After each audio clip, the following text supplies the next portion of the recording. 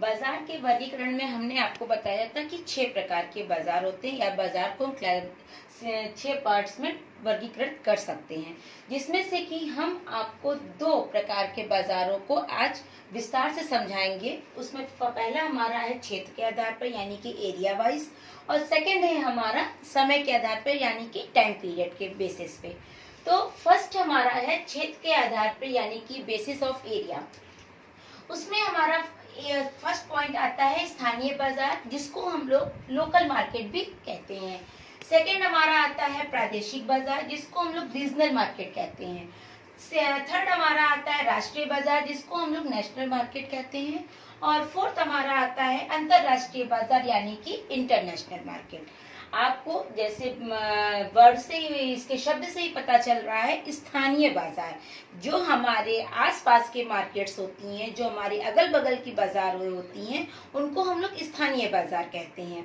स्थानीय बाजार में जैसे कि आपको अगर कुछ सब्जी लेनी है, या आपको अपने घर बनवाते समय ईंट का प्रबंध करना है, या सीमेंट लेनी, कुछ भी लेनी है, तो उसको आप लोग अपने जो घर के पास की कोई शॉप है, या कोई सीमेंट की दुकान है, कोई ईंटे की दुकान है, कोई सब्जी की दुकान है, कोई फ्रूट्स की शॉप है, आप वहीं से उसको परचेज करते हैं। तो जो इस टाइप्स के बाजार होते हैं, इन गुड्स के जो मार्केट्स होती हैं, वो मेनली लोकल मार्केट के अंतर्गत आती हैं, कि हम लोग अपनी छोटी छोटी वस्तुओं के लिए स्थानीय बाजार पे ही डिपेंड होते हैं।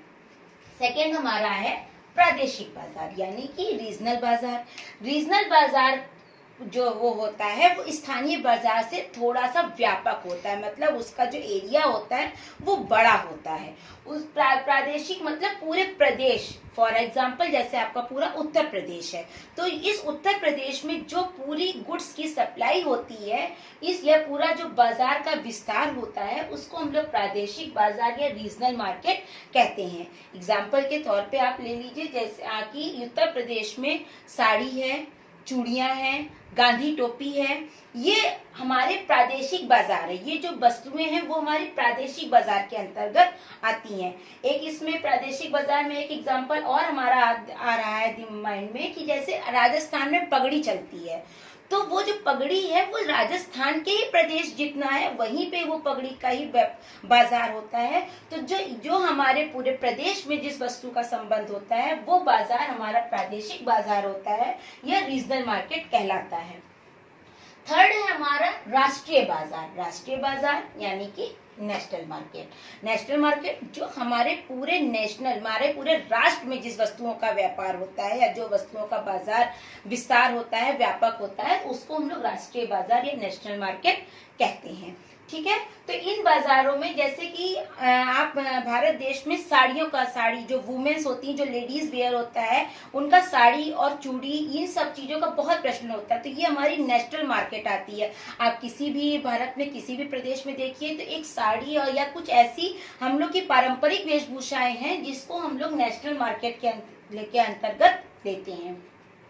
फोर्थ हमारा है अंतरराष्ट्रीय बाजार। अंतरराष्ट्रीय बाजार यानी कि इंटरनेशनल मार्केट। इंटरनेशनल मार्केट में क्या है कि हमारी जो वस्तुओं का आदान प्रदान है, क्रय विक्रय है, वो देश विदेश से संबंधित होता है। वहां से हम लोग वस्तुएं लेते भी हैं और वहां वस्तुएं भेजते भी हैं।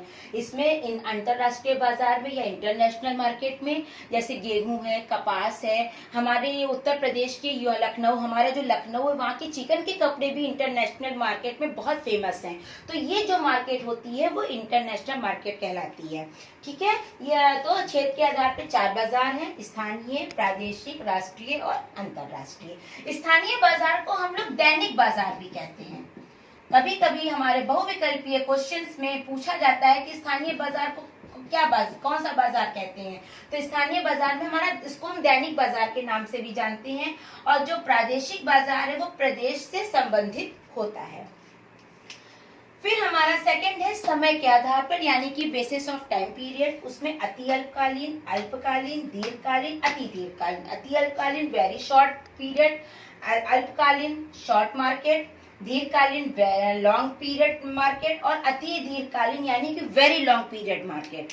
अति अल्पकालीन बाजार, इस बाजार में क्या होता है कि जो वस्तुओं की पूर्ति होती, जो वस्तुओं की सप्लाई होती है वो बहुत कम होती है और मांग हमारी ज्यादा होती, डिमांड हमारी ज्यादा होती है।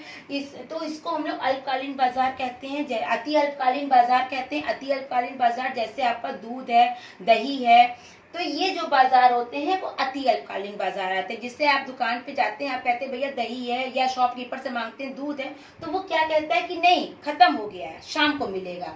तो ये शॉर्टेज जो होती है इसमें क्या होता है कि हमारी डिमांड ज्यादा होती है और सप्लाई हमारी कम होती है, तो इसको हम लोग अति अल्पकालीन बाजार कहते हैं। अल्पकालीन बाजार क्या होता है, दीर्घकाल से थोड़ा सा बड़ा होता है, तो इसको हम लोग शॉर्ट मार्केट कहते हैं। इसमें हम जो हमारी डिमांड होती है, डिमांड के हिसाब से हम वस्तु की सप्लाई को कहीं ना कहीं मेजरमेंट में उसके बराबर ले आते हैं कि हम जो वस्तु, जो ग्राहक है, जो उपभोक्ता है, उसकी हम जरूरतों को पूरा कर सकें। तो अल्पकालीन बाजार में कहीं ना कहीं हम वस्तु की पूर्ति डिमांड के हिसाब से कर ले जाते हैं। दीर्घकाल बाजार क्या होता है कि वो काफी बड़ा हो जाता है। काफी बड़े में क्या है कि हम नए नए प्लांट्स लगा सकते हैं, नई नई फैक्ट्रियां लगा सकते हैं, हर साधन में कुछ ना कुछ चेंजेस कर सकते हैं, तो वो दीर्घकालीन बाजार होता है। अति दीर्घकालीन बाजार यानी कि वेरी लॉन्ग पीरियड मार्केट में जैसे कि हमारा पॉपुलेशन का बढ़ना घटना, हमारे जो फैशन है उस हिसाब से अगर हम जब वस्तुओं को क्रय विक्रय करते हैं या वस्तुओं का उत्पादन करते हैं या वस्तुओं को बेचते हैं, तो वो जो मार्केट कहलाती है वो अति दीर्घकालीन मार्केट कहलाती है, या अति दीर्घकालीन बाजार कहलाती है, या वेरी लॉन्ग पीरियड मार्केट कहलाती है। तो समय के आधार पे हमारे 4 बाजार हैं, अति अल्पकालीन बाजार, अल्पकालीन बाजार, दीर्घकालीन बाजार, अति दीर्घकालीन बाजार।